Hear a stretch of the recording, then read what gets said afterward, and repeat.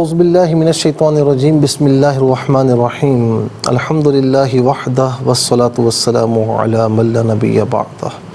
وعلی کل من صحبہ وتبعہ بإحسان بعدہ اللہم صلی علی سیدنا و مولانا محمد وعلی آلہ و اصحابہ وبارک وسلم۔ محترم ناظرین و سامعین، ڈیئر ویورز اینڈ لسنرز، السلام علیکم ورحمۃ اللہ وبرکاتہ۔ پروگرام قرآن سنیے اور سنائیے کے ساتھ آپ کا میزبان محمد سہیل رضا امجدی آپ کی خدمت میں حاضر ہے۔ ناظرین و سامعین، آپ جانتے ہیں کہ ہم پروگرام کا آغاز قرآن و حدیث کی بات سے کیا کرتے ہیں، اور آج ہم بات کر رہے ہیں وحی کی اقسام پر۔ بنیادی طور پر وحی کی دو قسمیں ہیں۔ ایک قسم کو وحی متلو کہا جاتا ہے، یعنی وہ وحی جس کی تلاوت کی جاتی ہے، اور دوسری قسم ہے وحی غیر متلو۔ اگر نبی علیہ السلام پر الفاظ اور معانی کا نزول ہو، اگر نبی علیہ السلام پر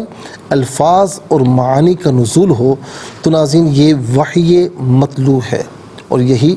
قرآن مجید ہے۔ اور اگر آپ علیہ السلام پر صرف معانی نازل کیے جائیں اور آپ ان معانی کو اپنے الفاظ سے تعبیر فرمائیں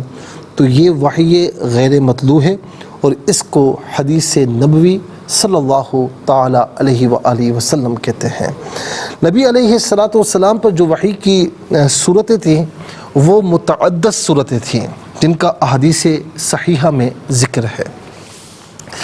جیسے ایک صحیح بخاری جلد نمبر 1 صفحہ نمبر 2 کی حدیث ہے، حضرت ام المؤمنین سیدہ عائشہ رضی اللہ تعالی عنہ روایت کرتی ہیں کہ حضرت حارث بن ہشام نے رسول اللہ صلی اللہ علیہ وسلم سے سوال کیا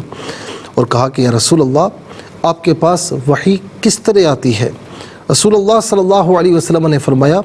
کہ کبھی کبھی وحی گھنٹی کی آواز کی طرح مسلسل آتی ہے، اور یہ مجھ پر بہت شدید ہوتی ہے۔ یہ وحی جب منقطع ہو جاتی ہے تو میں اس کو یاد کر چکا ہوتا ہوں، اور کبھی میرے پاس فرشتہ انسانی شکل میں آتا ہے اور وہ مجھ سے کلام کرتا ہے، اور جو کچھ وہ کہتا جاتا ہے میں اس کو یاد کرتا جاتا ہوں۔ تو یہ وحی کی دوسری قسم ہے، یعنی دوسری صورت ہے۔ سیدہ عائشہ رضی اللہ تعالی عنہا نے فرمایا کہ میں نے دیکھا کہ سخت سردی کے دنوں میں آپ پر، یعنی آپ علیہ السلام پر وحی کا نزول ہوتا، اور جس وقت وحی ختم ہو رہی ہوتی تو آپ علیہ السلام کی پیشانی سے پسینہ بہہ رہا ہوتا۔ یہ وحی ناظرین کوئی معمولی چیز نہیں ہے، یہ قرآن کا نزول یا معانی کا نزول، اور وہ بھی اللہ تعالیٰ کی طرف سے، تو ناظرین یہ معمولی چیز نہیں ہے۔ یہ حضور نبی کریم علیہ السلام کا قلب اطہر ہے کہ جو ظاہر کہ اس قابل اسے تخلیق کیا گیا ہے کہ وہ ان تمام چیزوں کو سمجھ رہا ہے۔ اچھا، اب اس حدیث پر یہ سوال ہوتا ہے کہ نبی علیہ السلام نے نزول وحی کی 2 صورتیں بیان فرمائیں، اس کی کیا وجہ ہے؟ علامہ بدر الدین عینی علیہ الرحمہ نے اس کے جواب میں لکھا کہ اللہ تعالیٰ کی عادت جاریہ ہے کہ قائل یعنی کہنے والا اور سامع یعنی سننے والا، ان میں کوئی مناسبت ہونی چاہیے تاکہ ان میں تعلیم اور تعلم، افادہ اور استفادہ متحقق ہو سکے، اور یہ اتصاف یا تو اس طرح ہوگا کہ سامع پر قائل کی صفت کا غلبہ ہو اور وہ قائل کی صفت کے ساتھ متصف ہو جائے، اسے سلسلۃ الجرس کہتے ہیں، یعنی گھنٹی کی آواز، یہی پہلی قسم مراد ہے،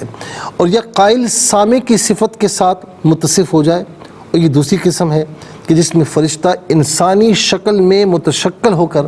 آپ سے کلام کیا کرتا تھا۔ تو یہ 2 صورتیں، ایک گھنٹی کی آواز اور ایک فرشتے کے ذریعے ہو۔ اچھا، اب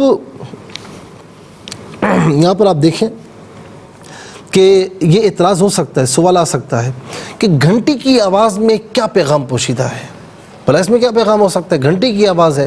تو ناظرین اس دور میں یہ جو آبجیکشن ہے نا، یہ سوال، یہ یعنی میں سمجھتا ہوں کہ صحیح معلوم نہیں ہوتا۔ آج کل کا جدید دور ہے، آپ یہ دیکھیں، ہم جب اسکول پڑھتے ہیں تو ہر پیریڈ کی ایک گھنٹی ہوتی ہے، ایک بیل بجتی ہے۔ اچھا، بیل بجتی ہے، گھنٹی کی آواز آتی ہے تو سمجھ جاتا ہے کہ پہلا ہو گیا، پہلا پیریڈ مکمل ہو گیا، پھر دوسرا، پھر تیسرا، یہاں تک کہ جو بریک کی گھنٹی ہوتی ہے وہ سب کو سمجھ میں آ جاتی ہے کہ بھائی بریک ہے، اور چھٹی کی جب ہوتی ہے تو اس میں خوشی کا سما ہی الگ ہوتا ہے، بھائی چھٹی ہو گئی۔ تو حالانکہ وہ گھنٹی کی آواز ہے لیکن تمام بچوں کو سمجھ میں آ رہی ہے، ٹھیک ہے نا۔ تو اسی طرح ناظرین ایک مخلوق کے گھنٹی بجا رہی ہے اور اس گھنٹی کی آواز کو سب سمجھ رہے ہیں اور اس کے مطابق اپنے کام سر انجام دے رہے ہیں، تو پھر اللہ تبارک و تعالیٰ ناظرین گھنٹی کی صورت میں وحی نازل فرمائے تو کیوں سمجھنا ہے، وہ تو ہر شے پر قادر ہے۔